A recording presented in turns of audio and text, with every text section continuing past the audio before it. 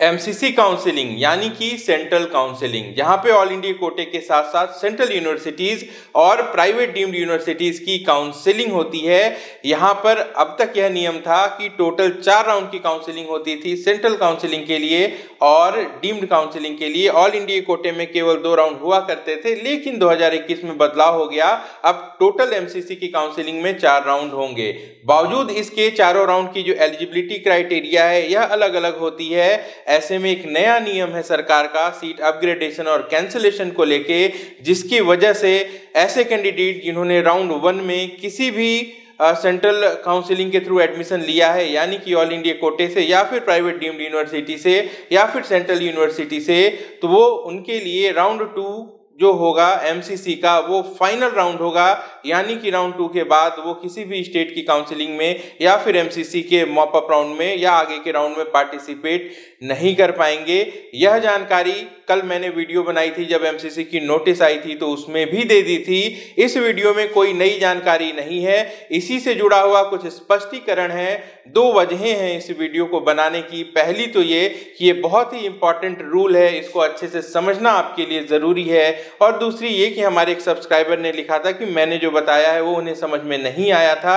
अगर ऐसी बात है तो मैं क्षमा चाहता हूं। मैं फिर से कोशिश करूंगा कि पॉइंट बाय पॉइंट अच्छे से इसको एक्सप्लेन कर दूं, ताकि उद्देश्य ये होता है वीडियो का कि इस वीडियो के माध्यम से कैंडिडेट्स को फायदा हो। अगर कोई एक कैंडिडेट भी अपनी सीट को पाने में कहीं भी मददगार समझता है इस वीडियो को, या फिर कोई एक कैंडिडेट जिसे नुकसान होने से हमारा वीडियो अगर बचा सकता है, तो ये हमारे लिए बहुत बड़ी उपलब्धि होती है। इसलिए जरूरी है कि एक बार फिर से इस नियम को अच्छे से समझ लिया जाए। 2020 या इससे पहले कैंसिलेशन या अपग्रेडेशन के क्या नियम थे, इस बात को कंप्लीटली छोड़ देते हैं। बात करेंगे सिर्फ 2021 के कि अभी कौन से नियम हैं, क्योंकि इसी के आधार पे आपको आपकी काउंसलिंग को प्रोसीड करना है। तो ये जो सारी बातें हो रही हैं, ये जो सारे नियम हैं, इन सब की वजह बस एक है कि सुप्रीम कोर्ट का एक नियम है, राउंड 2 में अगर आप एडमिशन ले लेते हैं तो इसके बाद आप किसी भी तरीके की काउंसलिंग में एलिजिबल नहीं होते हैं। सबसे पहले इसी पॉइंट को समझ लेते हैं। राउंड 2 में एडमिशन 2 तरीके से हो सकता है। पहला तो ये कि आपको कोई फ्रेश अलॉटमेंट हो राउंड 2 में, आप कॉलेज रिपोर्ट कर दें, एडमिशन प्रक्रिया पूरी कर लें, और उसके बाद किसी भी वजह से आपको लगे कि मुझे ये सीट नहीं लेनी है, उस परिस्थिति में अगर आप एडमिशन अपना छोड़ देते हैं, कैंसिल कर देते हैं, तब आपकी सारी काउंसलिंग खत्म हो जाती है। आप एमसीसी में भी आगे की काउंसलिंग नहीं कर सकते, या फिर आप अपने होम स्टेट की काउंसलिंग भी नहीं कर सकते, या दूसरे जो ओपन स्टेट हैं प्राइवेट कॉलेजेस के लिए उनकी काउंसलिंग भी नहीं कर सकते हैं। यह नियम है सुप्रीम कोर्ट का।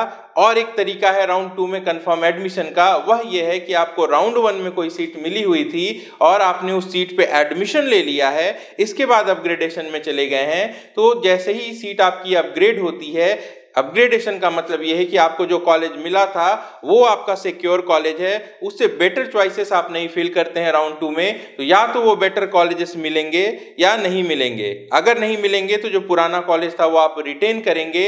अगर नया कॉलेज मिलता है तो जैसे ही आपको नया कॉलेज अलॉट होता है वो पुराना वाला कैंसिल हो जाता है। तो इस परिस्थिति में जो भी कैंडिडेट राउंड 1 में एडमिशन ले चुके हैं और अपग्रेडेशन के लिए जा रहे हैं, उनको अपग्रेडेशन हो या फिर नहीं हो, राउंड 2 का उनका जो एडमिशन है वो कंफर्म माना जाएगा और उनके ऊपर राउंड 2 के कैंसिलेशन वाले नियम लागू होंगे। यानी कि उनकी जो काउंसलिंग है वो वहां पे खत्म हो चुकी है। जो भी कॉलेज उनको अलॉट हुआ है वही फाइनल है, वो किसी भी स्टेट में आगे पार्टिसिपेट नहीं कर सकते हैं। यह नियम है, इसी को लेके ये सारे नियम नए नए बनाए जा रहे हैं। तो अब कंफ्यूजन खत्म करने के लिए मैं आपको कैटेगरी वाइज बताता हूं। राउंड 1 की एमसीसी की काउंसलिंग जो है 2021 सेशन की ऑलरेडी हो चुकी है। ऐसे में या तो आपने रजिस्टर किया होगा या नहीं किया होगा। अगर एमसीसी में रजिस्टर नहीं किया है तो राउंड 2 में रजिस्टर करेंगे, चॉइस फिलिंग करेंगे, अलॉटमेंट के लिए जाएंगे।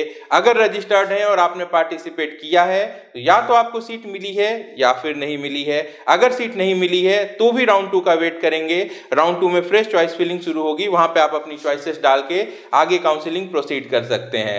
अब अगर आपको सीट मिली है तब फिर से 2 संभावनाएं हैं। पहला ऑप्शन फ्री एग्जिट का है, यानी कि आपको जो कॉलेज मिला था वो आपको पसंद नहीं है, आप उसे छोड़ रहे हैं और इसके लिए आपको कुछ भी नहीं करना है, अलॉटेड सीट को इग्नोर कर देना है। सीट रिजाइन करने का जो प्रोसीजर है वो एडमिशन के बाद का होता है। राउंड 1 में अलॉटमेंट के बाद अगर आपको सीट नहीं लेनी है तो ये फ्री एग्जिट होता है और इसके लिए आपको कुछ भी नहीं करना होता है। आप सिंपली इग्नोर कर दीजिए अलॉटमेंट को। राउंड 2 जब शुरू होगा तो फ्रेश चॉइस फिलिंग कर लीजिएगा और उसके बाद जो भी सीट अलॉटमेंट का प्रोसीजर है वहां से वो आगे होगा। लेकिन अगर राउंड 1 में आपको कोई सीट अलॉट हुई है और आपको ऐसा लगता है कि ठीक है इस सीट पे हमको एडमिशन ले लेना है, तो आप वहां पे जाते हैं, कॉलेज को रिपोर्ट करते हैं, एडमिशन की प्रक्रिया पूरी करती हैं और अगर वो कॉलेज आपका फाइनल है तब तो आपकी काउंसलिंग राउंड 1 में यहीं पे खत्म हो गई।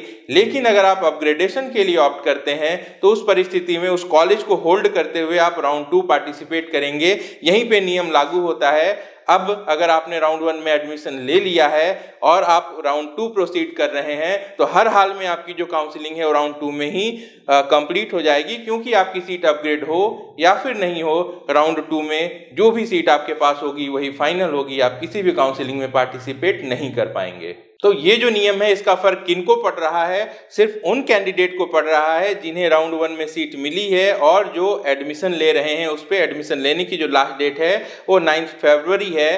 तो अगर आप एडमिशन ले लेते हैं तो उस हिसाब से लेंगे कि आपको जो भी कॉलेज मिला है या तो आप उससे सेटिस्फाइड हो या फिर अगर आपको उम्मीद है कि कोई उससे बेहतर कॉलेज मिल सकता है तो वो ले लेंगे।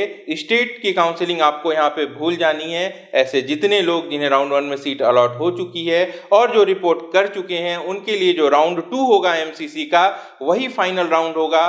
किसी राज्य की काउंसलिंग में वो पार्टिसिपेट नहीं कर पाएंगे।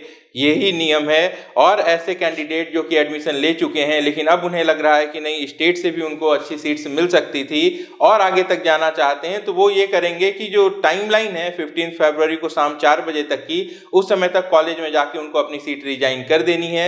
इस परिस्थिति में उनको जो सीट मिली थी वो तो खत्म हो जाएगी, लेकिन राउंड 2 में वो फ्रेश चॉइस फिलिंग कर पाएंगे और उसके बाद राउंड 2 में अगर सीट अलॉट होती है तो उनके पास ऑप्शन होगा या तो वो उस पर एडमिशन लें या फिर अपनी सिक्योरिटी डिपॉजिट का लॉस करके मॉप अप राउंड के लिए भी एलिजिबल हो जाएं या फिर अपने राज्य स्तर पे जो काउंसलिंग है वो करते रहें। तो कुल मिला के जो 4 राउंड की काउंसलिंग है और इसके साथ साथ जो स्टेट की काउंसलिंग है, इसको अगर बैलेंस करना है तो इस नियम को समझना बहुत ज्यादा जरूरी है। सलाह मैंने ये दी थी कि ऐसे कैंडिडेट जिनको पसंद के कॉलेजेस मिल चुके हैं या फिर जिनको थोड़े कम पसंद कॉलेज मिले हैं लेकिन अपग्रेडेशन की संभावना है, उन्हें ही एडमिशन लेना है। खासकर ऐसे कैंडिडेट जो कि ऑल इंडिया कोटे से सरकारी सीट पे जिन्हें सीट अलॉट हुई है उन्हें तो वो सीट छोड़ देनी चाहिए। राउंड 2 में उनको वो सीटें फिर से मिलेंगी और राउंड 2 के बाद उनके पास ऑप्शन होगा कि वो स्टेट में जाते हैं या फिर राउंड 2 की सीट लेते हैं। तो यही नियम है। राउंड 2 में सीट अलॉट होती है, छोड़ देते हैं, सिक्योरिटी डिपॉजिट फॉरफिट होगी लेकिन एलिजिबिलिटी बनी रहेगी। राउंड 2 में अगर एडमिशन ले लेते हैं या फिर राउंड 1 से अपग्रेड होकर राउंड 2 में चले जाते हैं तो आपकी काउंसलिंग खत्म हो जाती है। आई थिंक अब किसी भी तरीके की कोई कंफ्यूजन नहीं होनी चाहिए। ऐसे कैंडिडेट जिनको कोई भी सीट अलॉट नहीं हुई है, ऐसे कैंडिडेट जो कि फ्री एग्जिट ले रहे हैं, उनको इस नियम से फिलहाल कोई भी लेना देना नहीं है। वो सीधे सीधे राउंड 2 की काउंसलिंग की तैयारी करेंगे। और एक कंफ्यूजन है, आप में से कई सारे कैंडिडेट्स मुझसे पूछते हैं कि अगर स्टेट के राउंड 2 में आप एडमिशन ले लेते हैं तो क्या ऑल इंडिया कोटे के मॉप अप राउंड में या फिर आगे के राउंड में पार्टिसिपेट कर पाएंगे या फिर नहीं कर पाएंगे। तो ये हर एक राज्य के नियम जो हैं ये अलग अलग हैं। ऐसे में आपको सलाह दी जाती है कि आप जिस भी राज्य से बिलोंग करते हैं वहां की जो स्टेट काउंसलिंग अथॉरिटी है उसने एक इंफॉर्मेशन ब्रोशर जारी किया हुआ है, वहां से आप अपने नियमों को देख लेंगे। आमतौर पे इस बार आपको ये सुविधा जरूर मिलेगी कि स्टेट में अगर राउंड 2 में आपने सीट ली है तो उसको आप ऑल इंडिया कोटे में अलग से पार्टिसिपेट करेंगे और सीट मिलती है तो सीट विड्रॉ भी कर पाएंगे। पेनल्टी जरूर होगी हर जगह कुछ न कुछ। तो ये आप अपने राज्य की जो भी नियम है उसको ध्यान में रखते हुए आगे प्लान करेंगे। लेकिन राउंड 2 में एडमिशन लेने के बाद जो एलिजिबिलिटी खत्म हो जाती है हर एक तरह की काउंसलिंग से, यह नियम सिर्फ और सिर्फ एमसीसी का है। इस बात का ध्यान रखेंगे। अब भी अगर कोई सवाल है तो मुझसे कमेंट में पूछिए, मैं कोशिश करूंगा कि अगले वीडियो के माध्यम से आप सबको जवाब दे दूं। कई सारी क्वेरीज आई हुई हैं, व्हाट्सएप पर भी हैं, वीडियो के कमेंट्स में भी हैं, लेकिन ये समय बहुत प्रेशर वाला होता है। लगभग हर एक राज्य की काउंसलिंग चल रही है, हमारी टीम पूरी कोशिश करती है, लेकिन फिर भी कई सारे ऐसे कैंडिडेट हैं जिनके प्रश्नों का जवाब हम नहीं दे पा रहे हैं। फोन की लाइन भी most of the time busy रहती है, तो आप सबसे क्षमा चाहता हूं। लेकिन कमेंट में आप अपनी प्रॉब्लम्स लिखते रहिए। अगर ध्यान जाएगा तो वीडियो के माध्यम से या कम से कम टेलीग्राम ग्रुप में उसका जो एक्सप्लेनेशन है वो मैं जरूर पोस्ट कर दूंगा। लाइक कर दीजिए वीडियो को। अपना और अपनों का अच्छे से ख्याल रखिए। मैं जल्द मिलता हूं। नमस्कार, जय हिंद।